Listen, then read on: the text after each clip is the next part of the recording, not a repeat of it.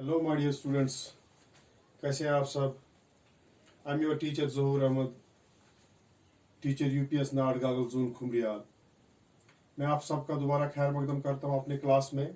जो हमारा क्लास है क्लास 7 का सोशल साइंस सब्जेक्ट का, और उसका जो सोशल साइंस की जो बुक है सोशल एंड पॉलिटिकल लाइफ, उसका हम चैप्टर नंबर 2 पढ़ रहे हैं। जो कि मैंने आपको पिछले वीडियो में मैंने आपके साथ डिस्कस किया था, role of the government in health. बच्चों, पिछले वीडियो में हमने पढ़ा था, मैंने आपके साथ डिस्कस किया था कि रोल ऑफ द गवर्नमेंट है। उससे पहले मैंने कुछ चीज़ें आपको बताई थी कि जैसे कि हेल्थ क्या है, हमारी हेल्थ कैसी होनी चाहिए, और कौन कौन से मामला है हमारे मुल्क में हेल्थ से रिलेटेड, हमारा हेल्थ केयर सिस्टम क्या है, इस मुल्क का हेल्थ केयर सिस्टम क्या है, वो मैंने आपके साथ डिस्कस किया था पिछले वीडियो में। आज हम इसी टॉपिक को आगे लेके चलेंगे। बच्चों, मैंने आपको कहा था लास्ट में, उस वीडियो के लास्ट में मैंने आपको कहा था कि इस चैप्टर में एक स्टोरी है हकीम शेख की। मैंने आपसे रिक्वेस्ट की थी कि वो आप पढ़े। मुझे उम्मीद है कि आप सब लोगों ने पढ़ी होगी, लेकिन मैं आज वो स्टोरी को भी डिस्कस करूंगा और हम आगे चलेंगे। हम पहले शुरू करेंगे आज जो हमें जानना है, असल में जो हमें जानना है कि गवर्नमेंट का क्या रोल है, हमारे हेल्थ के बारे में गवर्नमेंट का क्या रोल है, उसी को लेकर हम आज आगे चलेंगे। तो इसकी शुरुआत में करूंगा the cost of cure. The cost of a cure.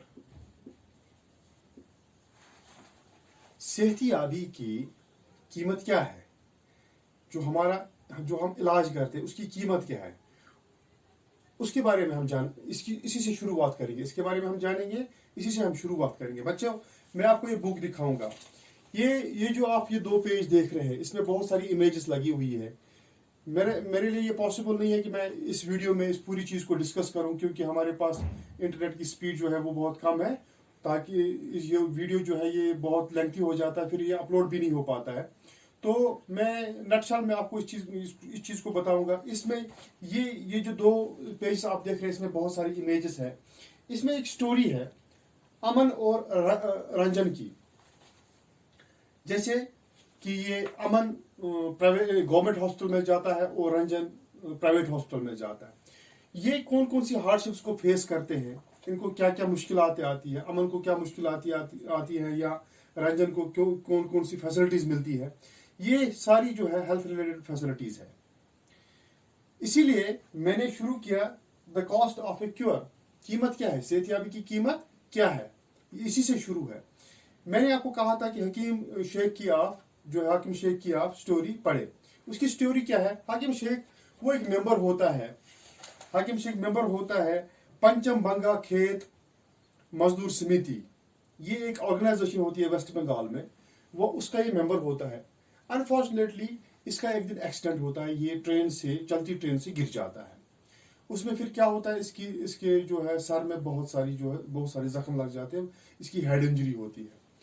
इसको नियर हॉस्पिटल में जो है जल्दी से लिया जाता है, एक जो कि गवर्नमेंट हॉस्पिटल होता है। वहां पर इसको एडमिशन नहीं मिलता है, इसको एडमिट नहीं करते हैं। वहां पर डॉक्टर्स या जो वहां पर स्टाफ होता है वो उसको ये एक्सक्यूज देते हैं कि आपके लिए हमारे पास यहाँ पर बेड नहीं है, हम आपका इलाज यहाँ पर नहीं कर सकते। इसी तरह वो बहुत सारे हॉस्पिटल्स में चला जाता है। लास्ट एंड फाइनली वो एक प्राइवेट हॉस्पिटल में जाता है और वहां पर उसको जो है एडमिशन मिलता है और वहां पर वो अपना इलाज करता है। वो अपने इलाज करने के लिए उसको 14 घंटे लगते हैं। एक हॉस्पिटल ढूंढने के लिए हकीम शेख को 14 घंटे लगते हैं, और 14 घंटे में उसका बहुत सारा खून भी बह जाता है और उसको बहुत सारी हेल्थ इश्यूज हो जाते हैं। और 14 घंटे के बाद उसको एक प्राइवेट हॉस्पिटल में एडमिशन मिलता है, और वो उसके लिए बहुत कॉस्टली होता है। उसके बाद वो एक पिटिशन फाइल करता है, एक केस फाइल करता है गवर्नमेंट हॉस्पिटल्स के खिलाफ, और लास्टली कोर्ट इस चीज पे पहुंच जाती है कि नहीं, ये बेटर हेल्थ केयर फैसिलिटीज एक इंडिविजुअल का फंडामेंटल राइट है, उसको मिलना चाहिए। फाइनली नक्सल में आपको बताऊंगा कि कोर्ट गवर्नमेंट को डायरेक्शन करता है कि आप हकीम शेख को वो सारा पैसा पे करेंगे जो उसको प्राइवेट हॉस्पिटल में जो है खर्च करना पड़ा अपने इलाज के लिए। इसी तरह ये जो अमन और रंजन है, ये एक रंजन प्राइवेट हॉस्पिटल में चला जाता है और अमन गवर्नमेंट हॉस्पिटल में चला जाता है। अमन को कितनी सारी हार्डशिप्स फेस करनी पड़ती है, लाइन में रहना पड़ता है कार्ड निकालने के लिए, फिर डॉक्टर के लिए वेट करना पड़ता है, टेस्ट के लिए वेट करना पड़ता है, बहुत सारी चीजें जो है उसको फेस। इसी तरह रंजन जो है प्राइवेट हॉस्पिटल में चला जाता है, उसको ये इन चीजों का सामना नहीं करना पड़ता है। तो ये जो है ये कॉस्ट ऑफ क्योर है। ये हमारी जो सेहत के लिए जो हमारी सेहत के लिए हमें मिलना चाहिए, हमारी सेहत का जो इलाज है उसकी जो कीमत है वो दिन ब दिन बढ़ती जा रही है। हमारा जो ये हेल्थ केयर सिस्टम है हमारे मुल्क में, ये दो चीजों में बटा हुआ है। हमारा हेल्थ केयर सिस्टम हमारे मुल्क में दो चीजों में बटा हुआ है। वो है public health care, health services and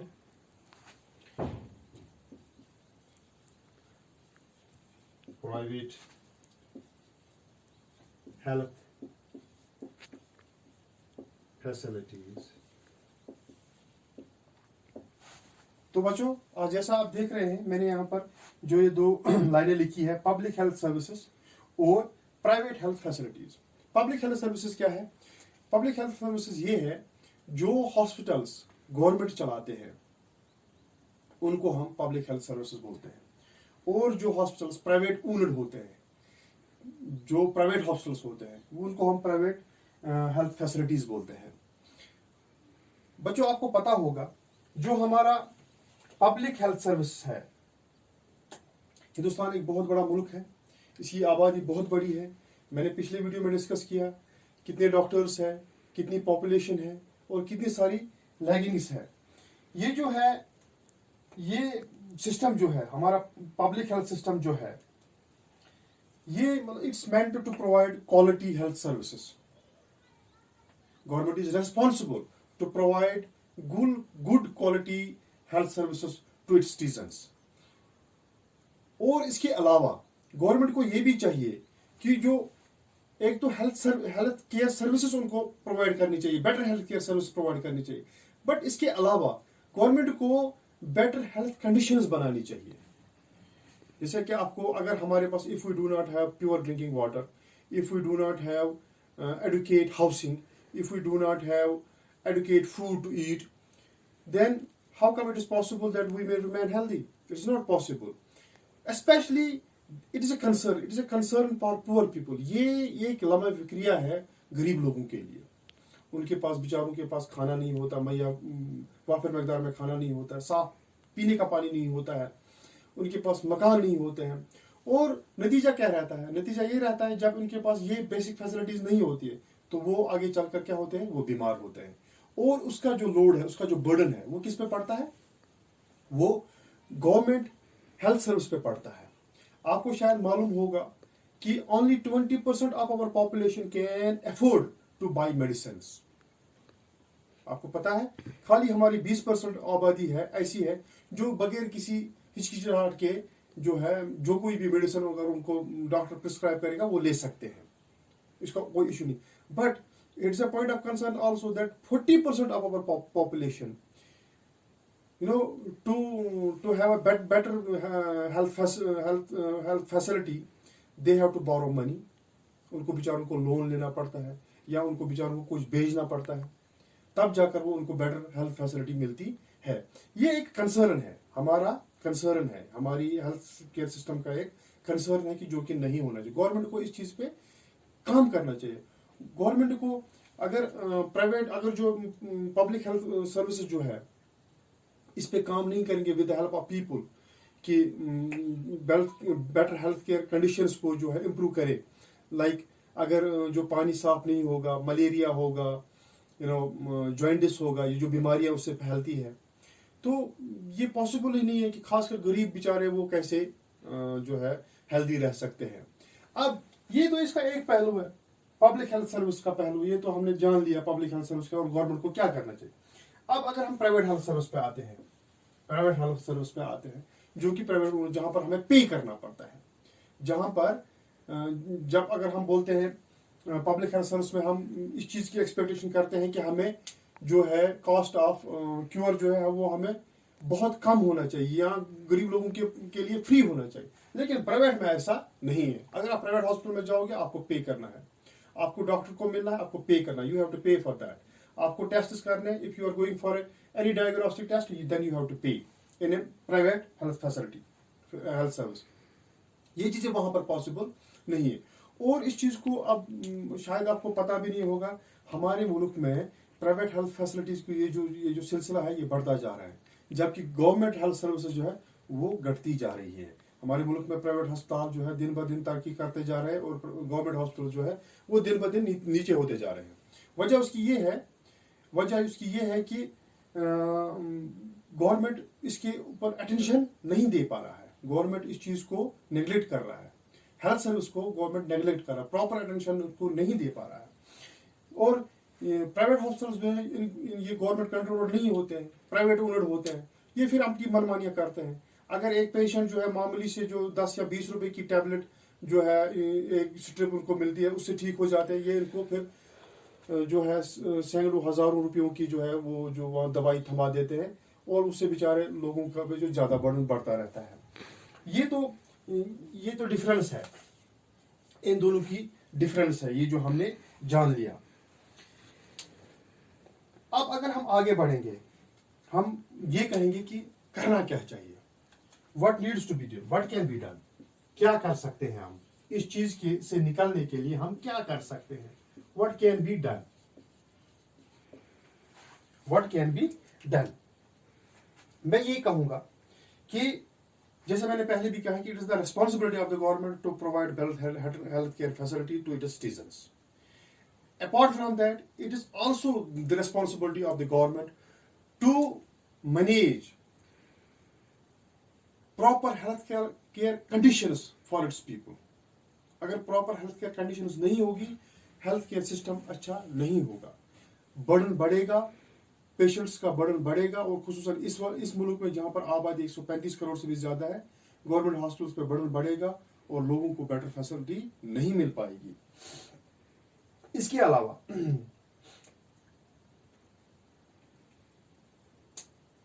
अलावा अगर हम इस चैप्टर में लास्ट पे एक दो पैराग्राफ दिए गए हैं जहां पर दो मॉडल दिए गए हैं कि क्या कर सकते हैं, वो एक एग्जांपल है। और ये पॉसिबल नहीं कि हर जगह ये चलेगा।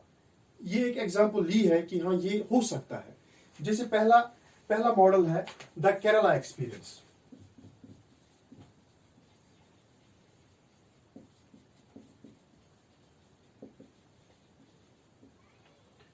केरला एक्सपीरियंस क्या है? केरला गवर्नमेंट ने क्या किया 1996 में केरला गवर्नमेंट ने एक काम किया। उस स्टेट ने क्या काम किया, जब उन्होंने अपना बजट बनाया, बजट में उन्होंने 40% ऑफ इट्स बजट उन्होंने किस लिए रखा, उन्होंने पंचायत के लिए रखा। वहां पर उन्होंने इस चीज के लिए रखा कि हम पंचायत में जब हम डोमेस्टिक लेवल पर ग्रास रूट पे हम जाएंगे और वहां पर हम जो बेसिक फैसिलिटीज है उसको इम्प्रूव करेंगे, जैसे कि एजुकेशन है, आंगनबाड़ी सिस्टम है, हेल्थ केयर सिस्टम है, इस चीज को हम इम्प्रूव करेंगे। तो अपना 40% बजट जो है वो उन्होंने इसी चीज के लिए रखा। तो ये एक मॉडल है, ये हम ले सकते हैं। लेकिन उसमें एक प्रॉब्लम भी है। उसमें प्रॉब्लम ये है कि जब आपके पास इंफ्रास्ट्रक्चर नहीं होगा, when you do not have proper infrastructure, specially health related infrastructure, hospitals नहीं होंगे, डॉक्टर्स नहीं होंगे, नर्सेस नहीं होंगे, बाकी मेडिकल स्टाफ नहीं होगा, तो ये चीज प्रॉपरली वर्क नहीं करेगा। ये तो ठीक है, अगर आप अच्छा खासा बजट रखते हैं हेल्थ सिस्टम के लिए वो ठीक है, but apart from that you have to make proper infrastructure first. पहले उसके लिए इंफ्रास्ट्रक्चर आप बनाइए ताकि ये जो है ये चीज फिर अच्छे से फंक्शन करे। ये तो एक जो है मॉडल है दिया था, इसमें दिया हुआ है उन्होंने कि ये कर सकते, इस एक्सपीरियंस को हम ले सकते हैं। दूसरी एक्सपीरियंस जो है, दूसरा मॉडल जो इन्होंने लिया है the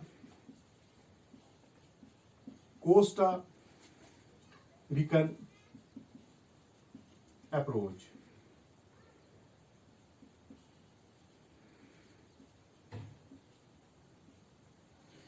Costa Rican approach. Costa Rica जो है ये कंट्री है सेंट्रल अमेरिका में। इन्होंने क्या काम किया, इन्होंने कहा कि हम अपनी आर्मीज को जो है वो अपनी जो हमारी मुल्क की जो फौज होती है उस पर हम कोई खर्च नहीं करेंगे, हम अपने मुल्क के लिए फौज नहीं रखेंगे, क्योंकि जितने भी जिस मुल्क में ज़्यादा फौज रहती है उस मुल्क का बजट उतना वीक रहता है, क्योंकि मोस्ट ऑफ द बजट जो है वो सिक्योरिटी पे चला जाता है। इन्होंने क्या काम किया, इन्होंने काम किया कि नहीं, हम पहले पब्लिक हेल्थ कंडीशन को इम्प्रूव करेंगे, जब हम पब्लिक हेल्थ कंडीशन को इम्प्रूव करेंगे तब मुल्क डेवलप होगा। तो इन्होंने क्या काम किया, इन्होंने ये अप्रोच, इन्होंने कहा कि नहीं, हम आर्मी पे कोई खर्च नहीं करेंगे, हम आर्मी नहीं रखेंगे, हम डायरेक्टली जो है ये एक्सपेंडिचर जो है ये हम हेल्थ सर्विस पे डालेंगे। तो ये एक पहलू हो सकता है, बट हम खुसूसन हमारे मुल्क में ये पॉसिबल नहीं है कि यहाँ पर सिक्योरिटी का सिस्टम जो है वो हम नहीं रख सकते हैं। आपको पता भी है कि कितना सारा जो है खर्च होता है हमारे सिक्योरिटी सिचुएशंस पे। तो ये एक अप्रोच हो सकता है, इस पर भी सोचा जा सकता है, और भी बहुत सारे अप्रोचेस हैं जो गवर्नमेंट को जिसके बारे में सोचना चाहिए और हेल्थ कंडीशंस को बेटर बनाना चाहिए। तो बच्चों, ये आज का जो है हमारा लेसन था। इसमें बहुत सारी कमियां भी रह चुकी हैं, क्योंकि जो है टाइम का जो हमें टाइम बाउंड रहना पड़ता है और ये वीडियो भी अपलोड नहीं हो पाता है। इंशाल्लाह मैं अगले वीडियो में आपसे मिलूंगा। अस्सलाम वालेकुम।